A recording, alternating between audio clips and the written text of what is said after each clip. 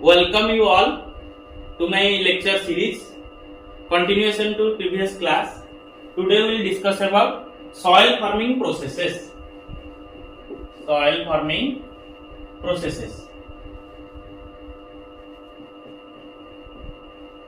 So, as we have said earlier also, soil formation is basically a two-step process where the rocks or minerals become smaller fragments by weathering, and this regolith formation. After that, the soil forming factors and processes act and formation of soil will be there. So, please see first one. Some basic soil forming processes are there. Basic soil forming processes. This was given by Simonson in 1959. He gave 4 basic processes in the name ALTT. What are them? A means addition, L means losses, T means transformations, and this one is translocation. So what happens? Let's draw a simple soil profile picture. We'll then can understand clearly.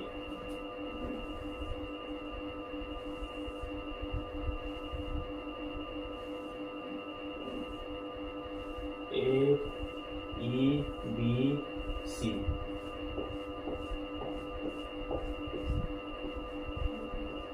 I am drawing here a profile picture, fully developed soil profile picture. This is B horizon. This is C or parent material horizon. C horizon. This is R horizon. And this is E horizon. And this is A horizon. And this is O horizon. These are some grasses. You can say this is the plant. These are some litter materials. So, first process is we have seen addition. So, water added by rain. We can say water is added from atmosphere. Okay, carbon dioxide, oxygen, this type of gases are added. Then from your litter materials and roots, organic matter is added. So these are added to the soil. After addition, there will be some transformations.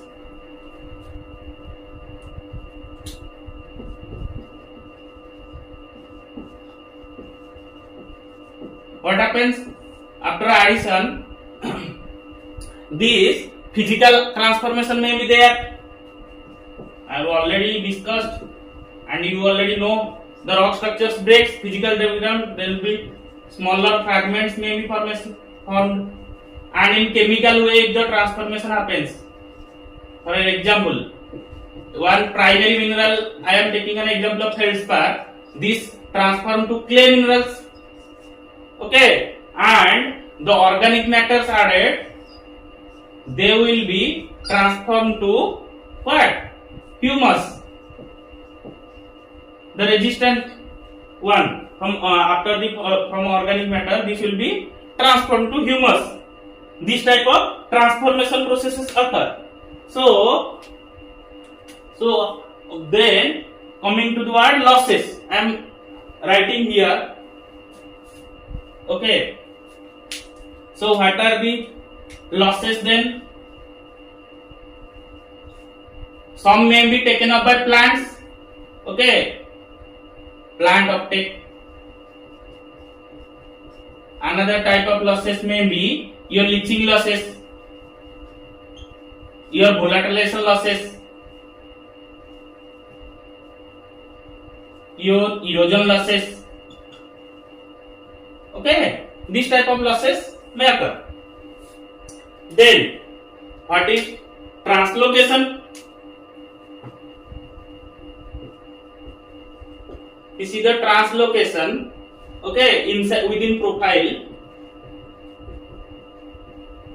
we already know that these all the silica, alumina, all those clays, they will be translocated within E horizon to A and E horizon to B horizon. So this E horizon is called as alluvial horizon. Okay, and this B horizon is illuvial horizon. What happens? All the leachates coming from the upper horizon, they deposited in B horizon. So this horizon appears normally assy color. Okay, or light color you can say. This appears light color, light in color. Okay, this is alluvial horizon. This is very simple. Eluviation, translocation processes like eluviation, illuviation. If you find it difficult in sometimes remember, so just remember I is there, so illuvial. In, there will be in, all the solubilized liquids will be in, and E for extract or just removing from here. Okay, and what are the substances I have told? The silica, your sesquio oxides R2O3. Just remember this R2O3, this R stand for aluminium or iron. In subsequent I will also be using this R2 word. This is for sesquio oxides. Very simple. Clays, etc. So if we discuss, then all these processes now clear, and just remember one point. All these processes don't perform independently, they just perform simultaneously. Okay, remember all these processes work simultaneously. There will be addition, there will be transformation, some will be translocated, some will get losses. This type of processes occur. Then coming to fundamental soil forming processes. These fundamental soil forming processes are, one is your horizon, your humification. Humification, as I have already told, this is very simple. The organic matter becomes humus. Very simple.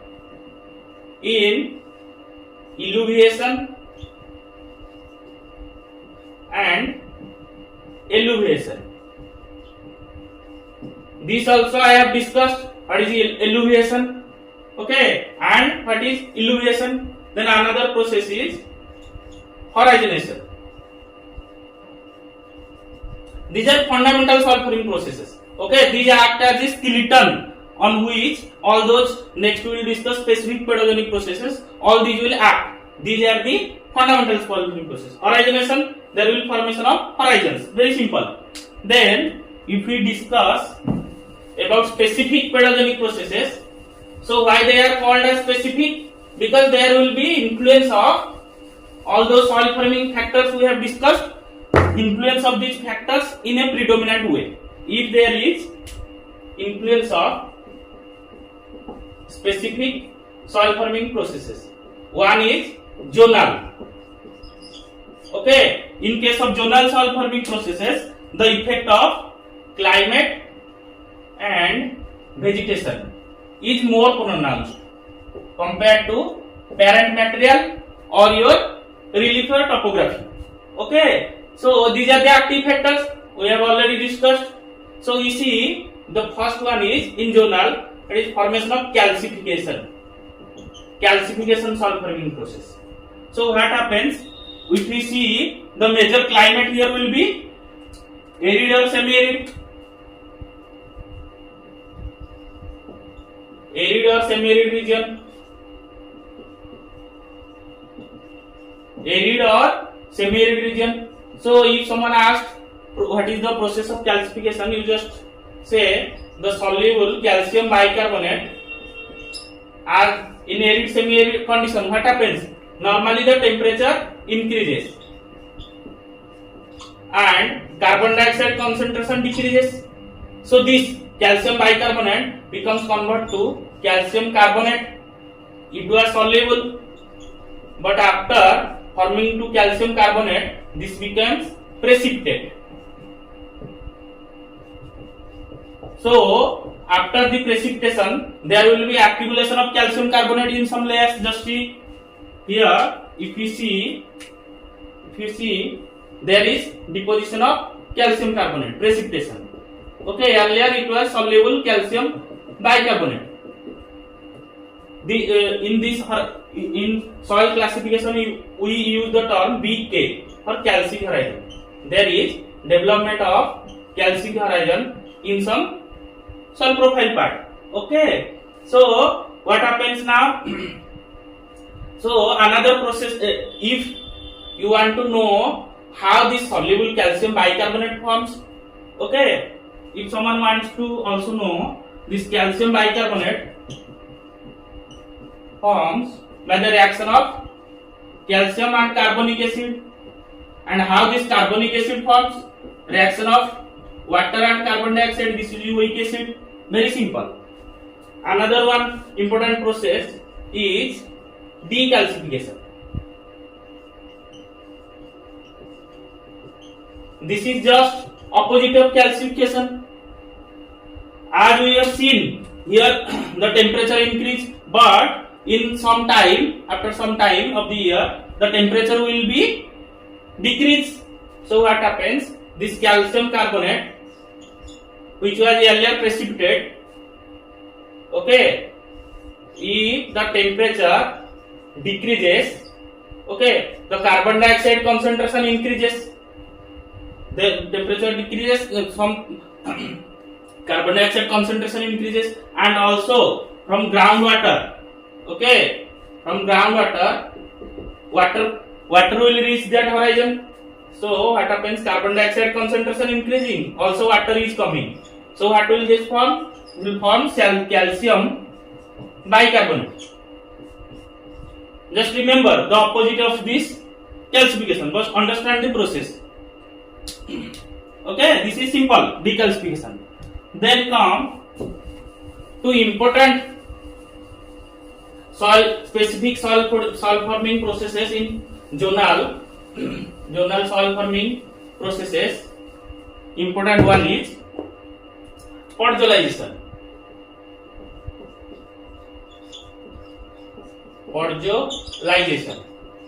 So what happens in Podzolization? This Podzolization is a Russian term. Pod means under, and Zola means ash like. Okay, just now imagine you are in north part of India, in Himalaya region, Jammu Kashmir, Himachal Pradesh region. But also in India, we see true podzolized soil is absent. This is pseudo podzol. In India, this is pseudo podzol. But remember, first one is climate. So what should be climate?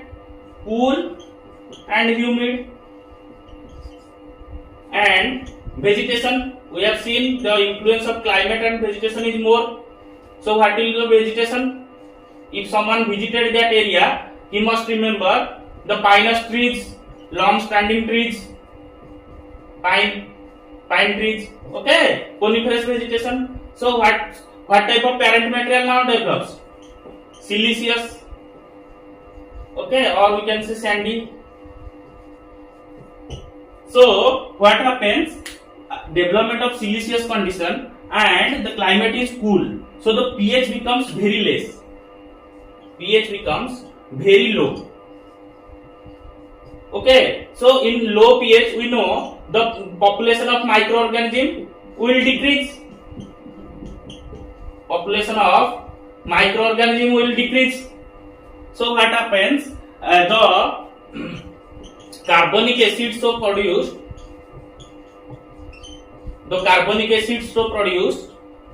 they can't be polymerized.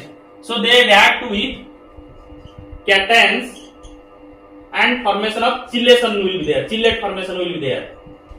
This iron and aluminum like cations, the organic acids react and they leach down, okay, to the lower horizons. So what happens? There will be excess of silica and the removal of sesqui oxides will be there. I have already said what is Ag2O3, that is aluminum and iron oxides. Okay, simply you can remember. If you want to quantify also, you can give the term, that is silica to sesqui oxide ratio, SiO2 to R2O3 ratio is more than 3.5. Okay, this type of condition reached in podzolized area. Okay, in podzolization process, this type of condition develops. So what happens? Just come here. If the silica, all those silica are deposited here, but this sesqui oxide removes all those silica deposition, this will give a assy color. A ash-like substance develops. So this will give him the grey color. Okay, assy grey-like, we can say assy grey-like or grey color development in podzolization. Okay, this is very simple and it is found in India where? The Jammu Kashmir, Himachal Pradesh region. Okay, then discuss about another process, another very important process, that is lateralization.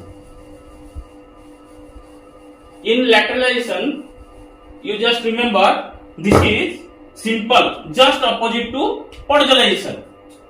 In lateralization, the word laterite comes from later. Okay, this later means brick. So what happens? There the climate was low, here it is high and humid, or we can say hot and humid. Sorry, not high, it is hot and humid. So humid, the rainfall may reach more than 2000 to 3000 millimeter per hour. Okay, and temperature in per year, if you see, this is hot, more than 25 degree temperature. Okay, for throughout the year, and the vegetation will be there. The vegetation was pine or coniferous. Here it is broad leaf vegetation. Okay, and the parent material there, it was siliceous. Here the parent material will be then basic. Why? Because presence of ferromagnesian minerals. Ferromagnesian minerals. I have discussed in our mineral chapter what are the ferromagnesian minerals. Like you can say examples like pyroxene, amphibole, okay, olivine, etc. This type of ferromagnesian minerals dominant. So what happens? The dominance of these ferromagnesian minerals gives red color like appearance. Another difference, that was appearing grey color, it is appearing red color. Okay, if this iron and this sesqui oxide content increase more than 70%, okay, this becomes laterite soil. Okay, just remember, we will discuss also. So what happened there? There was silica and sesqui oxide.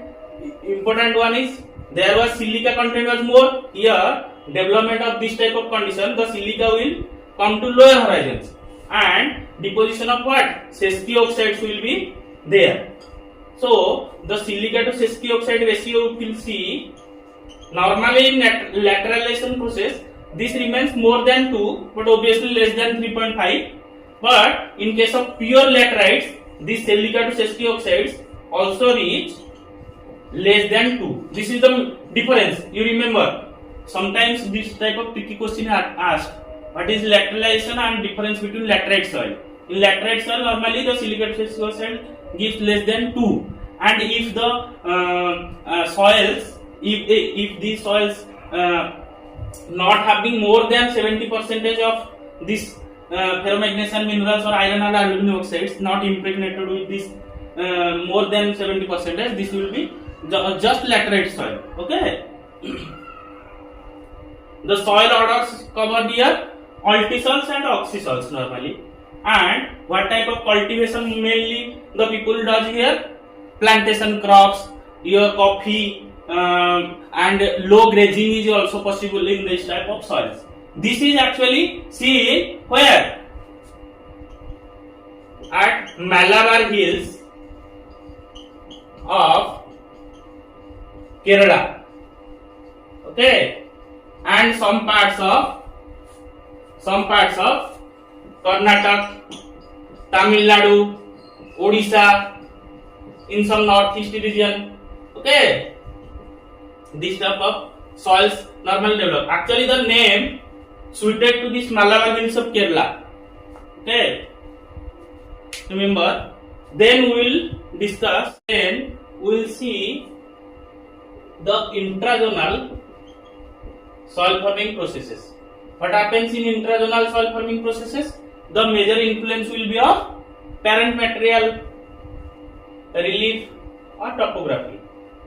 Okay. So in this intrazonal soil forming processes, first one we can say that is Gleization.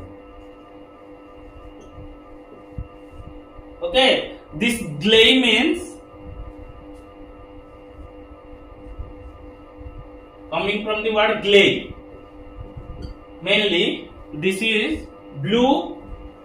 This word means blue, grey, or green clay.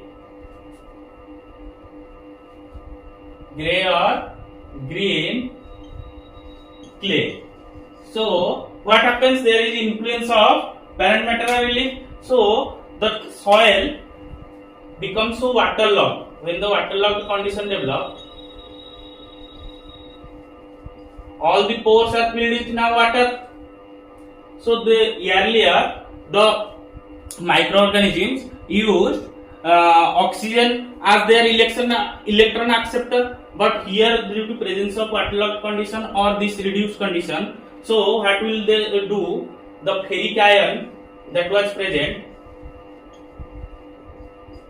they will reduce to be ferrous ion. Okay, simple. This ferrous ion formation creates reduced condition. So this type of soils generally appear mottled,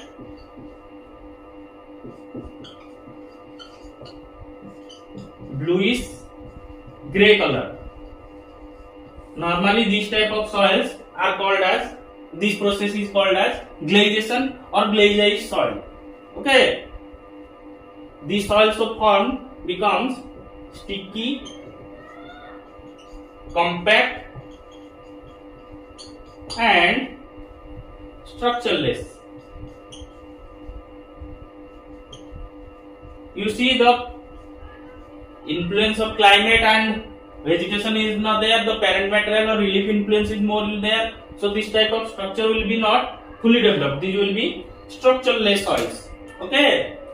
If we see another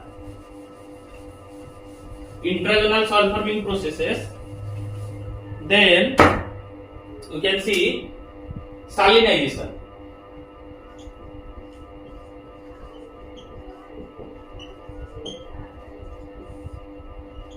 What happens in salinization? There is generally deposition of chlorides, okay, and sulfates of calcium, magnesium, sodium. Okay, normally just remember the anions present are chloride and sulfate, and the cations will be calcium and magnesium mainly. Okay, sodium is also present, but these type of salts will be formed. So what happens? The pH becomes more than 7 but less than 8.5. These are some properties by which we remember saline soil or sub-process of salinization. So the pH becomes less than 8 and the solubility of soluble salts is more. So the EC becomes more than 4 decicimon per meter, and we can say exchangeable sodium percentage is lower, less than 15. Just remember these properties. We will discuss about the salinization, alkalization, all these intrazonal soil forming process in detail in problematic soils. Okay, these are mainly problematic. because they are not fully matured. But presence of, you just remember, but presence of this calcium, these are flocculated soils. So the condition is actually better here. The physical condition of the soil is better. But what happens? Because of presence of these more salts, this osmosis creation is there. Because of this osmosis, the plants die and cannot grow. Okay, and also this type of soil mainly seen in arid, semi-arid regions. Arid and semi-arid regions. But the you remember, so if you want to use this soil, okay, how will you do it? By reclamation. With good quality water. Good quality water. This much you just remember about salinization. Later you will be further higher study when you further we will study about problematic soils. Then we will discuss in deep. And what it appears? It appears quite alkaline. Because of presence of this calcium, magnesium chloride and sulfate, this becomes white. Okay. And another one is desalination. This is also a intragenal soil forming process. This is, I am not writing about desalination. This is the simple opposite of salinization. Okay. Then coming to alkalization, or this process is called as solonization. Just remember these type of words. These type of words are generally asked. Okay, what is solonization? Normally alkalization. So alkali soil development. In alkali soil, there will be dominance of carbonate and bicarbonate of sodium. Okay, here it was calcium, magnesium, chloride and sulfate. Here it is carbonate and bicarbonate of sodium. Okay, so what happens? This sodium carbonate, sodium carbonate, this sodium actually, calcium was acting as a flocculating agent, but this sodium will act as deflocculating agent. Deflocculate. So what will be done? The organic matter which are present, this will be degraded or deflocculated. So dispersed, we can say organic matter get dispersed. So the soil color appears become, here it was white alkali, we can say here black alkali. This type of questions normally asked in first year. Okay, so organic matter dispersed, so this becomes black alkali.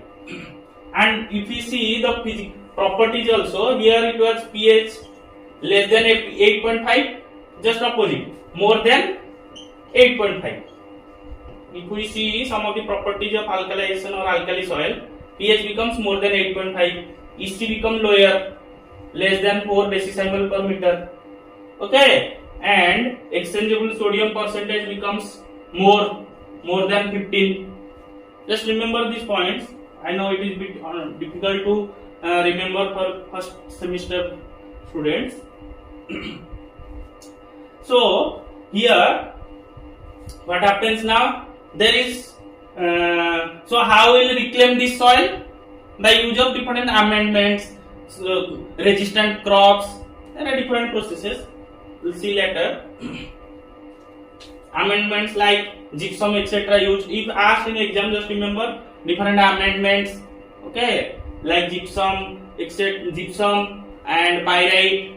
These are used. So this will hydrolyze, solubilize the sodium. Sodium will be removed. So this will be enhance the alkali soil to crop production. Then another process is solodization. Solodization. This is just opposite of solonization. This is just opposite of solonization. Just remember. Or we can say degraded alkali.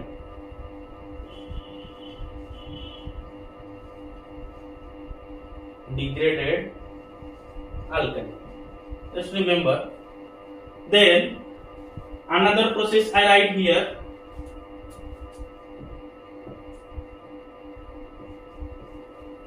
Then another process is pedoturbation.